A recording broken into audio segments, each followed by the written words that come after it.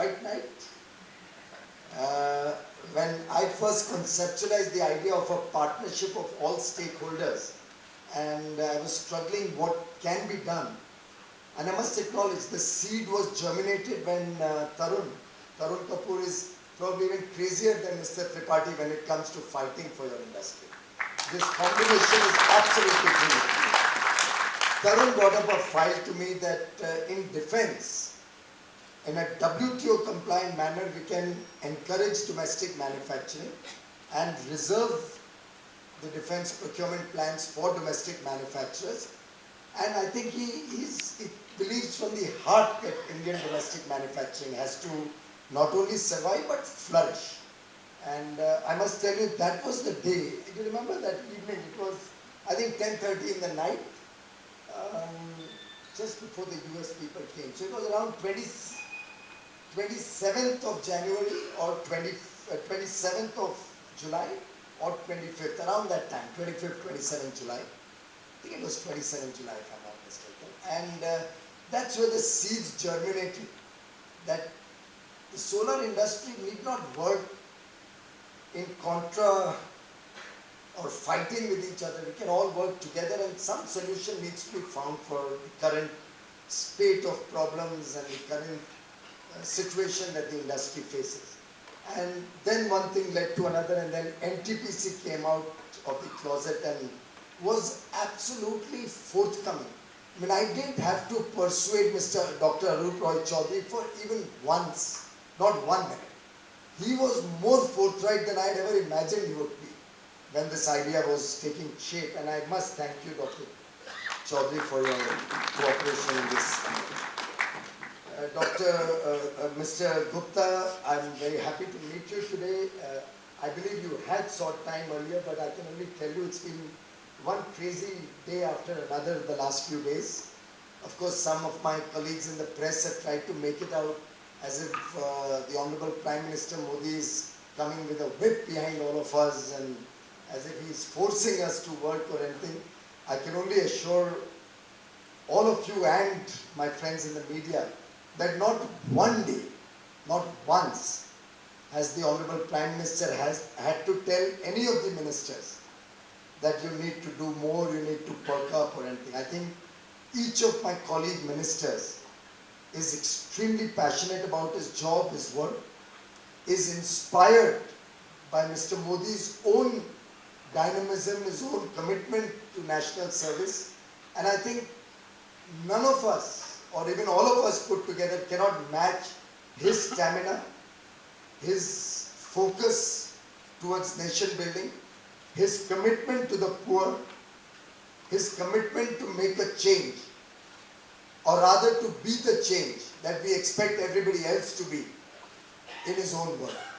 And in that respect, he's working day and night to try and make a difference to India's growth story, to the lives of the people of India.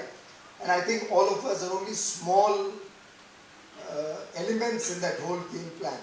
और possibly, जैसे हिंदी में कहते हैं, हम सिर्फ निमित्त हैं उनके बड़े विजन को साकार करने में. And it's a great privilege to be able to serve under him because every single interaction with him is only inspiration. And I think whatever we are going to discuss or whatever I'll be able to say today has a lot of the blessings and a lot of the ideas that have germinated in my interactions with him. And towards that end, his own passion for solar, his own passion for renewable is very praiseworthy. That is what has encouraged me. And I think the solutions that we are finding for the industry to flourish emerge out of his own guidance, his own desire to see solar become a prime engine of the growth of the energy sector. A lot of good suggestions have come in today. Actually, I can't disagree with anything all of you have said. I'm delighted also that nobody spoke of subsidies and nobody spoke of government intervention. I personally am one who believes that the less the government interferes in your work, the more each one of us will be successful. And I think that's been the adage or the ideology of both my party, which I represent, and its predecessor, the Bharatiya Janasangh. And we have always believed right from the time of amongst our founding ideologues, Deen Dayal Upadhyay ji, that it is not the business of government to be in business. We can only act as facilitators. And I think that's what we are hoping to see in the days to come. That's what we are hoping to see from each one of you. And maybe NTPC, maybe MNRE, all of them can only play a role of a facilitator. The success story will have to be yours. And I think that's the spirit in which we have met here today. And that's the spirit in which I hope we'll work going forward. One of the basic philosophies of this government is we want to expand the pie. We don't want to restrict the pie. What you said, sir. We are not looking at a solar mission which is talking of incremental growth. So we did 1000 megawatt last year, so can we do 25% growth? Can we do 50% growth? Can we do 2000 megawatt? That's not what we are looking at. So in that respect, sir, I would like to correct you first of all. NTPC is not planning to set up 3300 megawatt over 4 to 5 years. They are planning to do it yesterday. Exactly. That's not the mission. The mission is we got to do it fast. And it's not as if I'm going to wait for the domestic to expand up to their capacity to do 2000, 3000 every year. But I want to give an assurance, an absolutely clear and categorical assurance that Indian demand will stand up to whatever capacity the domestic manufacturers can manufacture. I have mentioned it in some earlier interactions with some of you. I would like to see each one of you to be world class. Get the best of technologies. Put in the best of economies of scale that you can do it to make yourself more competitive.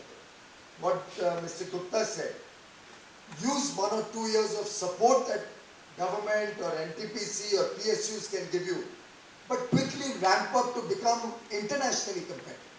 I see no reason why we should shy away from international competition. I mean, telecom is a good example. Manoj mentioned, some other, you mentioned, sir. Automobiles, I myself have started my own career, ladies and gentlemen, as a small-scale entrepreneur. I used my father's provident fund on his retirement, his superannuation, and his pension, which we commuted so that we would have some capital to start a small-scale industry. So my own life has started with that, and I can actually identify myself with some of the pain that you, madam, mentioned in terms of banking, how I used to sit in front of bank managers to get my checks passed, either against clearance or against a promise of a check coming in 2 days later, so a temporary overdraft. I know the pain of answering the banker's queries coming every third day. You give one answer and he raises another query. You give another answer and he has a third query. I can actually understand what each one of you is going through when you've had the stress of not enough orders, companies going bust, CDR, reschedulement, BIFR. It's something which I personally experienced, I've gone through. So I promise you that's very much on our agenda. And in our interaction, I had personally talked to at least 2 bank chairmen, one of whom immediately had initiated a study of the technology levels in India, because she was concerned, this SBI chairman, she was concerned whether we'll be able to stand up to international competition in terms of technology. Not about price, about technology. And I must mention, I got a very positive response from the bankers in terms of supporting all of you in your endeavors to get out of the problems, expand your capacities, maybe get some collaborations, maybe do indigenous technology upgradation. All avenues are open. I don't think there's a one-size-fits-all formula for anything. So we are open to all support that any of you require. And I can assure you, we will be a phone call away. At least these 2 gentlemen are so passionate about solar that their doors are always open, not mine because I have a paucity of time very often. But once you flag off something with them, it certainly gets escalated to you and will be actionated on a real-time and mission mode basis. So I want to see domestic manufacturing really scale new heights in the months to come. I'm not talking of the years to come. So that's one commitment I'm giving you, and I would want all of you to catch that by the horns and just make it happen. I do understand what many of you said about visibility, and Mr. Gupta also mentioned. Therefore, I am on the floor of Parliament mentioned that we are looking at solar mission going far beyond the 22,000 by 2000 or 20,000 by 2022. That clearly is not Mr. Modi's vision. The Honorable Prime Minister wants to see much faster growth in the solar sector. He has personally on more occasions than one spoken about rooftop, including yesterday, about expanding rooftop very rapidly. We are very keen to look at off-grid solutions, expanding the scope of solar to in a disintegrated or a diverse manner all across the country. Solar pumps and agriculture coupled with drip irrigation or possibly small reservoirs is another thing. I think it's been announced in the budget also. The agriculture and MNRE ministries together are working on creating a composite project which will have water being created in terms of a water reservoir, drip irrigation to the farms, and a centralized solar facility. Schemes like this is where we want your innovative ideas. What can we do to reach power, to reach energy to the people in the most remotest corners of India? For example, when I went to Leh Ladakh, I was appraised of the large potential that solar has in Leh Ladakh. Why should they not be getting more and more energy? One of the participants in this room had met me offline and spoken about storage systems. Gradually storage is becoming cheaper, and somebody else talked about banking solar power in the day for captive use. Apart from captive use, possibly the country could look at expanding the solar mission and then storing that power should it become more cost effective. And I believe a lot of research is going on in making storage of power more cost effective. Our own department was doing one pilot project. We have now expanded it to 4 pilot projects for storage of solar energy or renewable energy. So I think all in all, I can almost accept every one of your suggestions. I'll talk to the Honorable Finance Minister in terms of banking, what we can do to resolve some of the existing issues, how we can try and move this out of the power sector limits and possibly into priority sector limit also. If at all, for a small period of time, we can subsidize or do some sort of a interest subvention, I'll be happy to look at that. I'm going to consider that also. Using the scarce resources that are available with us. It's not as if we have a huge amount of resources, which is why I started with moving out of the subsidy regime. If you keep expecting subsidies or viability gap funding, or expecting consumers to pay 7 rupees a unit, which somebody mentioned was the last discovered price, or 6.5 rupees, it's not going to work to achieve large scale. It can be done if you want to showcase 500,000, 2,000. But if, as some gentleman mentioned, can we not match the Japanese 13,000 megawatt a year? Can we not, like Germany, look at 37,000 megawatt in the next 5 years? Can we not even do better than that? I personally want a 100,000 megawatt solar mission, but I'm scared to announce it because I'm not sure how much each of you will be able to come forward with manufacturing, even if it is on the back of some part of imports, with financing, with ability to develop the projects on a mission mode, on a faster mode. I'm more worried about the ability or the capacity to be able to do 15,000, 20,000 every day. I don't know. I'm willing to take challenges like that if you are willing to take on the challenge of doing that. And in terms of visibility, I have requested Dr. Arup Roy Chaudhary that don't just stop at 250. As soon as you see some action happening, maybe your officers can go and see the production happening, dedicated to your 250. As he said, maybe once we find 30, 40, 50% of the work happening, on our 250's first tender, immediately float the second, then the third, then the fourth. Let it be a continuous process. And I'll tell you why I'm not floating 1,000 right away. Because we don't see the visibility of people in a position to actually bid for the first 1,000. And then I'll have no competition. If I do overstate the requirement and the bidders are only less than half, then there could be a cartelization, there could be a problem in terms of pricing. I'm being very frank with all of you.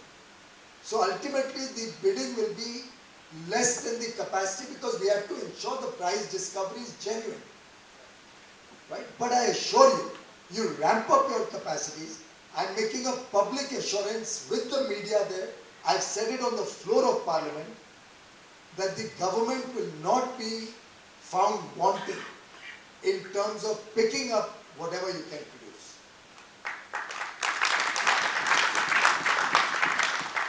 One of the fundamental principles which I've also directed the department is we've got to make bidding far more simpler, far more transparent, and finally it will have to be reverse auction on the computers. We are trying to move into a single item bidding which will be open to the world to participate in the normal course except the ones which are reserved for domestic manufacturing. That will be participation of only the domestic manufacturers. But we'll simultaneously fast track both the domestic procurement and the international procurement, and domestic is free to participate in the international procurement also. There's no stopping you from that in any case.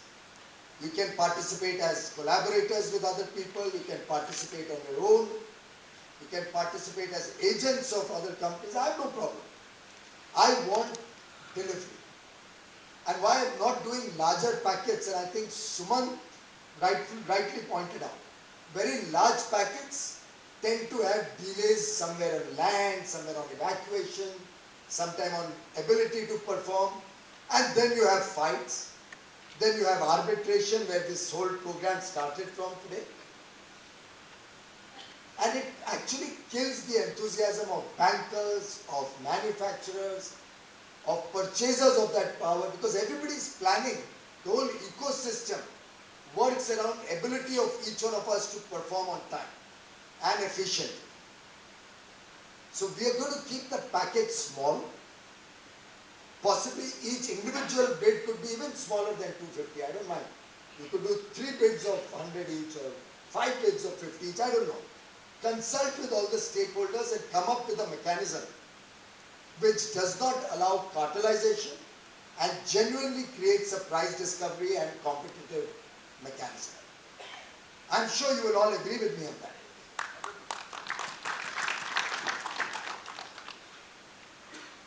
Bundling power will be one of the principal and key elements to the success of our domestic support story. I think the Ministry of Power, and I tell you, Mr. P.K. Sinha was so forthcoming. It didn't require any prompting, it didn't require any, what should I say, governmental directive, like it was required in earlier times to get the government to do anything, or different departments to act. It just was a suo motu offer from his side that, sir, why don't we, and he said 3 things. A, he said, why don't we give some of the unallocated power that NTPC has to the end consumers duly bundled with solar or other forms of renewable energy. 2, he said, why don't we increase the RPO obligation to make it applicable also to the generators rather than only to the discoms. Yeah, I think, and there was a third element that he had brought in, where he offered the government companies to provide credibility and bankability to the sellers of solar power. So he flagged off himself the issue, and of course Mr. Tripathi had been talking to me, that if I open a tender, let's say for 1,000 megawatt international bidding, and I ask all of you, you develop the plants and state X will buy. I won't take any state's name because I don't want to politicize or create any sort of situation where any state is looked at good or bad. But the developers don't have the confidence in the states. A, ability to buy, B, ability to pay on time, and C, promise to fulfill a 25-year commitment. And if we want solar power and other renewable power to become cheaper, we'll have to somehow look at a life cycle cost and bring down the cost for the initial period. And Mrs. Sinha was spontaneous, and Dr. Arup Roy Chaudhary came forward without batting an eyelid in offering that the government sector, let it be the person who gives the assurance and the promise of payment and promise of purchase, and take the risk of the government on its own. I think these three offers have actually helped once again bring the renewable sector, particularly the solar, wind, possibly also biomass sector back on track. And I must compliment my colleagues in the Power Ministry and the MNRE Ministry for working so closely in tandem with each other. Something which the Honorable Prime Minister alluded to when he spoke from the ramparts of the Red Fort on 15th August, that he's looking at a government where the silos and departments are broken. Everybody works as one, not necessarily under the three ministries under me, but across departments in the Government of India, and then works in partnership with the states, not in isolation and not in an antagonistic manner when it comes to working with the states. And that's the spirit with which the solar mission will be taken forward. I believe the third ministry, the Ministry of Coal, is also looking at seeing how they could become, possibly partnering with all of you, also become a developer or a generator of electricity. It may need some amendments to the Act, but we'll be open to doing that, so that even Coal India or other companies which are in the coal sector could start looking green and could start turning green. And they have the ability to absorb a lot of investment in this sector.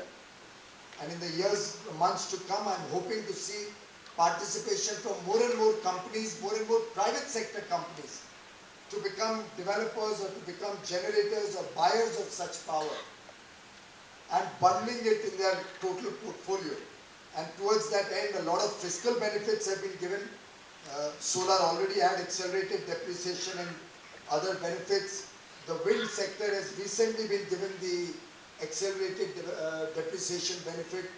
Once again, what it was prior to 2012, but unfortunately discontinued for 2 years.